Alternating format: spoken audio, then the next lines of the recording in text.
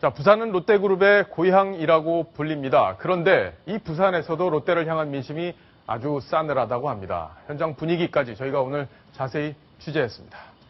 이동일 차장. 네. 자, 부산 민심도 롯데 싫다. 부산에 유독 롯데 관련 시설들, 무슨 쇼핑센터 또 새로 개발되는 것도 많고요. 그리고 결정적으로 롯데 자이언츠라는 프로야구 팀이 있잖아요. 그렇습니다. 근데 부산 민심이 지금 많이 좋지 않다 이건가요? 그렇습니다. 이 그룹 내 경영권 다툼과는 또 별개로 부산을 기반으로 하고 있는 것으로 알려진 롯데, 이 전체적인 지역 민심 이반을 아주 체감할 수 있을 만큼 지역 여론이 싸늘하다 이런 반응들이 쏟아지고 있습니다. 예. 자, 그러면 결국에는 왜 롯데가 부산과 이렇게 친밀하게 된 건지 그 무슨 이유가 있었나요? 그렇습니다. 그 부산이 왜 롯데 자이언츠의 롯데의 본거지냐 이런 의문을 근본적으로 갖는 분들이 이제 생겨나고 있는데요.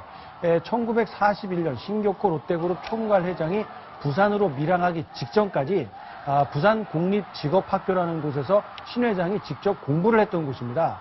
그리고 67년에 한국에 이제 기업을 세울 때 그때 양산에 공장을 세웠고요.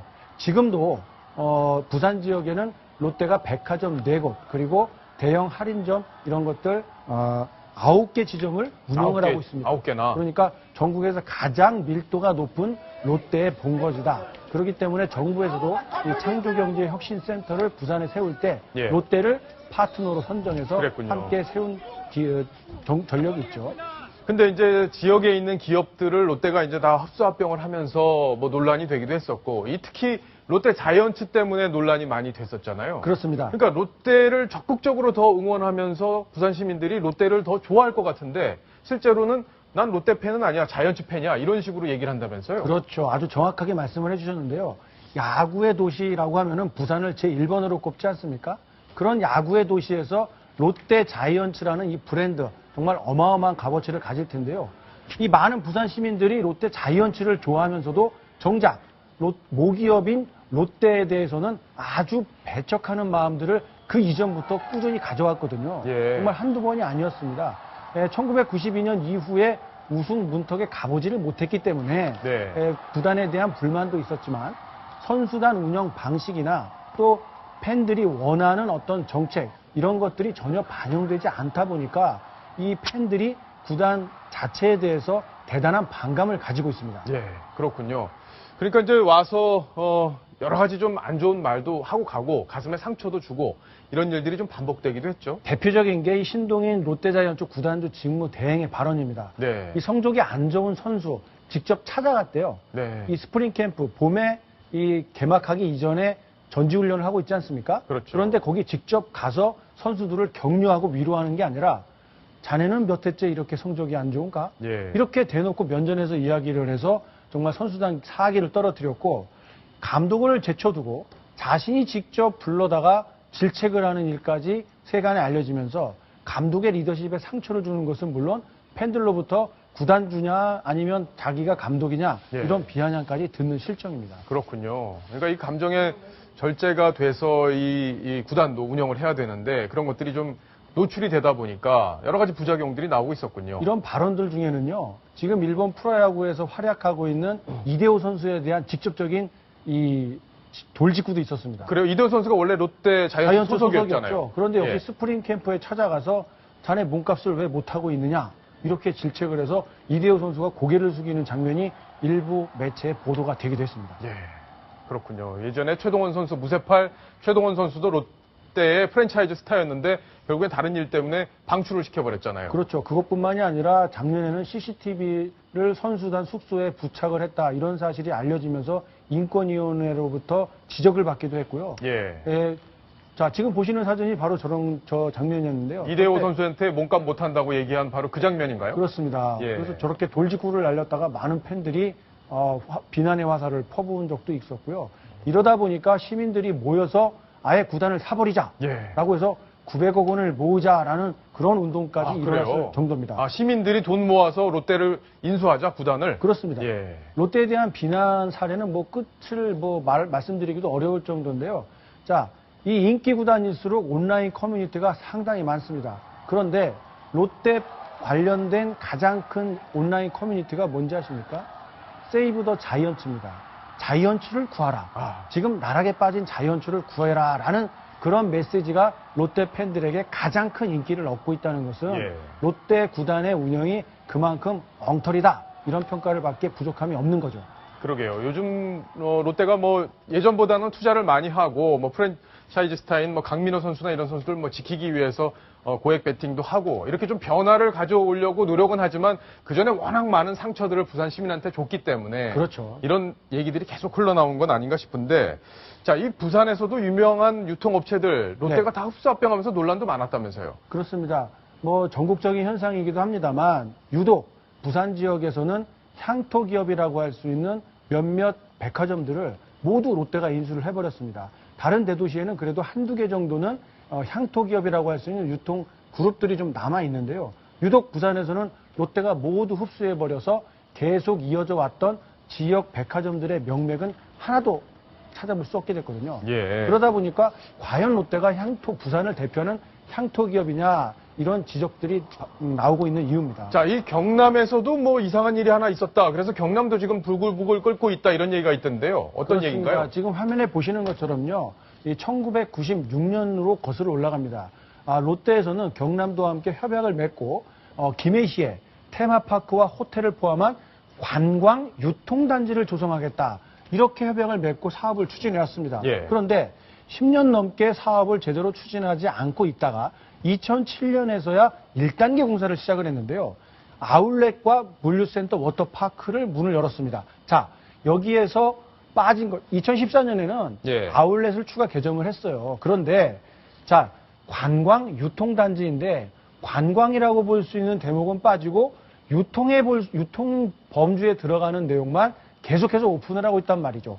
이 관광 산업이 관광으로 볼 수 있는 그런 시설들이 들어와야 지역 경제가 활성화되고 지역 상인들도 돈을 벌 수가 있는데 이렇게 아울렛 위주의 이 돈벌이만. 유통만 예. 들어오게 되면 롯데가 돈을 벌지 다른 중소상인들까지 혜택을 볼 수 있는 기회는 사라지거든요. 그러게요. 그렇기 때문에 지역 주민들 사이에서는 롯데가 지역사회에서 도대체 하는 일이 뭐냐 이런 비판이 강하게 나오고 있습니다. 결국에는 지역에 이런 대단지 유통단지가 생기면 소상공인들이 불가피하게 이제 피해를 볼 수밖에 없는 거고 그렇죠. 그에 대한 대기업들의 이제 사회공헌 활동을 통해서 이게 상생을 통해서 함께 살아야 되는 그런 건데 맞습니다. 롯데가 여태까지 그런 거에 대해서 상당히 조금 등한시했다 이런 지적들이 나오고 있는데 자, 이 경남도에서 있었던 일 바로 이 일 때문에 경남도 지금 상당히 경황돼 있는 상황이라고 합니다. 경남도에 관련된 분의 이야기를 한번 들어보겠습니다. 우리 이제 롯데 전혀 안 믿는다. 이렇게 롯데에 대한 지역민들의 불신은 극에 달해 있습니다. 경상남도는 이제 중대 결단을 해야 합니다. 네. 자, 이 여인성 기자, 소상공인들도 이제 조직적으로 좀 움직이는 모습들이 나타나고 있다고 하던데요. 그 내용도 정리를 해주시죠. 네, 700만 소상공인을 대변하는 이 소상공인 연합회가 지난 5일 성명을 내고 롯데마트와 롯데슈퍼에 대한 불매 운동을 벌인다고 밝혔습니다. 이 소상공인 업소에서는 롯데카드도 받지 않을 방침이라고 합니다. 이 연합회 측은 정부의 특혜로 성장한 대기업이 사회적 책임을 다하지 못할 망정 이런 탐욕스러운 오너 일가의 싸움을 하고 있는 모습이 아주 실망이다라고 밝혔다고 하는데요. 구체적으로는 이 소비자의 제품 불매 운동을 유도하는 한편 슈퍼를 중심으로 롯데 상품 입고를 거부할 예정이라고 하네요. 예. 이도현 시사장. 네. 소비자 단체들이 이제 본격적으로 이제 롯데에 대한 불매 운동을 벌이기 시작했고, 이번 주부터 이제 더 본격화한다. 수요일 날 뭐 어떤 단체가 또 본격적으로 움직인다고 하는데, 자, 이 계열사들이 롯데가 엄청나게 많더라고요. 그렇습니다. 예. 롯데라는 이름이 붙지 않은, 롯데라는 이름을 붙인 유통업체나 이런 그 외식업체들은 쉽게 우리가 알 수 있지만, 롯데라는 이름이 빠지고 브랜드 자체 이름으로 영업하고 있는 소비재들이 적지 않습니다. 예. 자, 뭐 편의점 분야에서는 잘 알고 계신 것처럼 세븐일레븐이 있고요. 그 다음에 아이스크림 메이커죠. 이 나뚜루라는 이런 브랜드도 있습니다. 예. 롯데하고는 전혀 상관이 없어 보이죠. 근데 다 롯데가 운영하고 있는 그런 그렇군요. 브랜드들입니다. 커피 전문점으로는 엔젤리너스, 그리고 외식업체 중에는 TGI 프라이데이가 있고요. 예. 자, 도너츠 만드는 회사죠. 굉장히 유명한 회사죠. 그렇죠. 예. 브랜드 도입해서, 미국에서 도입해서 판매를 하고 있고요. 예. 자, 하이마트도 인수해서 지금 롯데마트 옆에 가시면 다 하이마트가 옆에 입점을 해 있는 걸 보실 수가 있을 겁니다. 이렇게 롯데가 우리 생활에서 아주 밀접한 관련이 있다는 걸 보여주는 사례이기도 합니다. 그렇죠. 자, 하나 더 짚어봐야 될 텐데 김연아 선수가 롯데 때문에 굉장히 서운했다고요. 자, 이거 뭐 김연아 선수가 정말 그렇게 생각했는지는 확인해봐야 예. 되겠는데요. 이 롯데 쪽에서는 일본 롯데를 경영을 하다 보니까요. 일본에서 아주 인기가 높은 아사다 마오, 즉 김연아 선수의 아주 큰 라이벌이었죠. 이 선수를 적극적으로 후원해왔다. 이런 이야기들이 나오고 있습니다. 지금 보시는 사진이요. 2011년 모스크바에서 열렸던 세계 피겨 선수권 대회 아사다 마오 선수의 사진입니다. 예. 이 왼쪽 가슴 부위에 롯데라는 선명한 광고 문구 보실 수가 있을 텐데요. 이 롯데에서는 그 이전부터 이 아사다 마오 선수를 과자와 초콜릿, 아이스크림 이런 제품들의 광고 모델로 아사다 마오를 기용을 해왔고요. 아사다 마오 선수가 세계 선수권 대회 저렇게 큰 대회 출전할 때마다 공식 후원사로서 저렇게 자신들의 브랜드를 노출을 시키고 예. 아사다 마오 선수를 후원해 왔습니다. 그렇군요.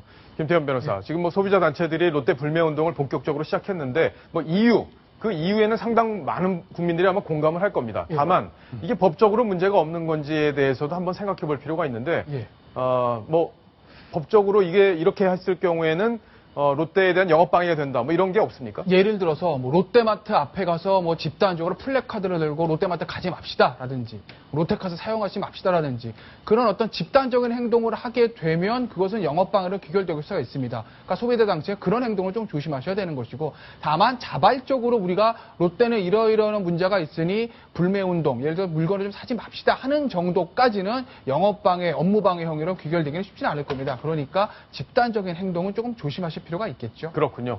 여인선 기자. 네. 자, 지금 제2롯데월드에 대형 태극기가 걸렸잖아요. 여기 돈이 뭐 엄청 들었다면서요? 맞습니다. 근데 이거에 대해서 네티즌들도 상당히 지금 불만을 토로하고 있다 이런 얘기가 나오고 있어요. 네, 이 태극기 광복 70주년 맞아서 제2롯데월드 외벽에 설치한 건데요.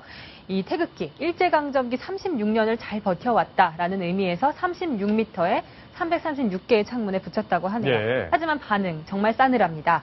이 단무지에 고춧가루 묻힌다고 김치가 되냐 이런 댓글이 나올 정도로 이번 마케팅이 눈에 뻔한 홍보라고 보고 있는 사람들이 많습니다. 그렇군요. 자, 여론 잠재우기 용으로 아마 국민들은 보고 있는 것 같은데 진작 좀 잘하시지. 왜 이런 일이 터졌을 때 저렇게 해서 또 다른 논란을 낳는지 모르겠어요. 자, 마지막으로 이동희 차장이 하나 정리를 해줘야 될 텐데 신격호 총괄 회장이 알츠하이머병 관련 약을 먹고 있다 이런 보도가 나왔어요. 예, 측근의 증언을 보도한 한 매체에 따른 이야기인데요. 한 측근이 신격호 총괄 회장이 두 가지 종류의 알츠하이머 치료약 두 가지를 복용하고 있다. 그리고 가족들도 이 사실을 알고 있다. 이렇게 말한 것으로 보도가 되고 있는데요. 이 알츠하이머병은 여러분들 잘 아시는 것처럼 이 치매라고 보시면 됩니다.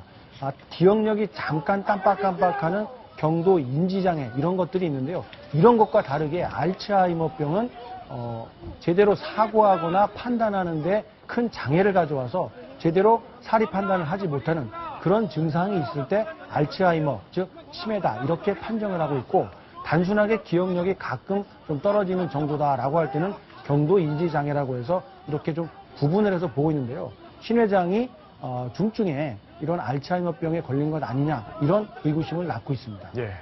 하태원 차장. 예. 지금 롯데가 어쨌든 우리나라의 예. 재벌 순위 5위입니다. 5위. 오위입니다. 예. 국가 경제에 미치는 영향이 엄청나게 크기 네. 때문에 이게 무조건 불매 운동으로 이걸 봐야 될 불매 운동으로 롯데에게 벌을 줘야 된다.